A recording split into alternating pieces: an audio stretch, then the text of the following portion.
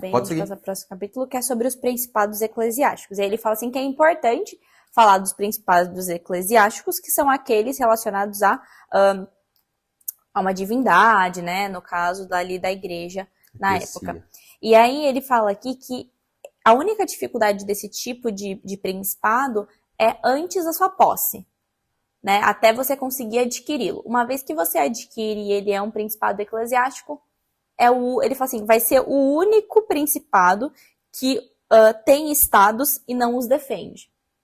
Que tem súditos e não o governa. Porque não precisa. Basicamente, você tem ali um caráter de divindade. Então, o povo não serve a você. Na verdade, você é uma representação de alguém muito mais poderoso.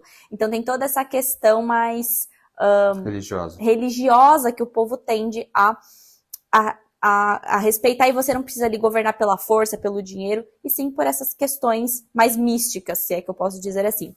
E aí ele fala, e os estados, embora não estejam protegidos, não serão tirados, e os súditos, embora não estejam sendo governados, não se importam e não têm nem o desejo nem a capacidade de se alienarem. Tais principados são apenas seguros e felizes, vale lembrar isso. Mas, sendo sustentados por poderes que a mente humana não pode alcançar, não falarei mais deles, porque, sendo exaltados e mantidos por Deus, seria um ato de um homem presunçoso e imprudente discuti-los. Nesse ponto, eu acho que Maquiavel, na verdade, ele foi muito sábio. Se ele tá seguindo a mesma linha de raciocínio que eu tô seguindo quando eu li isso aqui, né? Se eu peguei bem o que ele falou.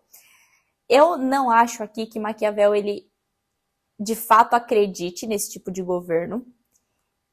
É porque eu não sei, né? Às vezes na época também tinha uma questão muito rigorosa da religião. Mas se fosse eu, a maneira como eu interpretei é tipo assim, eu não concordo com esse tipo de governo. Eu não acho que ele é o mais adequado. Entretanto, se é um assunto que eu não controlo e que, sei lá, Moisés provou que deu certo, não por virtudes dele, e sim por uma divindade que o protegeu, e que eu não entendo, eu não vou perder tempo falando disso, porque eu não entendo. Eu só sei que aconteceu. Eu interpretei nesse sentido. Pelo fato de Maquiavel ser o primeiro cara a dizer que nem todo governo foi colocado por Deus, é uma representação de Deus, depois de Dante, né? Que Dante apresentava como se fosse.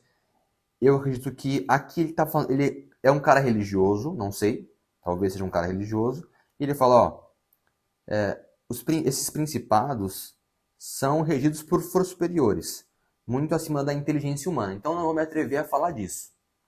Ao mesmo tempo, ele apresenta como exemplos aqui, cabe a vocês leitores lerem os exemplos que ele coloca, e dos exemplos dele, o único exemplo que eu realmente vi que, talvez porque eu também sou cristão, que era realmente Deus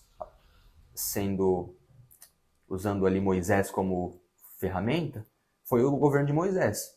Porque Moisés nem se colocava como um príncipe.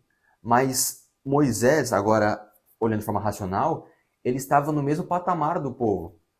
Claro, ele era um profeta na visão cristã, mas a vida civil dele era igual a do povo. Ele não tinha as regalias que os outros governos ditos colocados por Deus tinham, entendeu? Na minha concepção, apesar dos exemplos dele, ele colocou assim, eu não vou falar disso aqui, porque não cabe a mim falar disso, eu quero falar de racionalidade. Não vou falar de Deus agora, porque Deus se trata na Bíblia, trata de outras formas. Vamos falar de racionalidade. Então, eu vou só exemplificar que existe isso aqui, mas não necessariamente seja o seu caso. E ele falou também, já que a gente não entende, já que é um poder divino, cabe ao poder divino se apresentar e fazer. Porque não adianta eu tentar exemplificar aqui o que houve.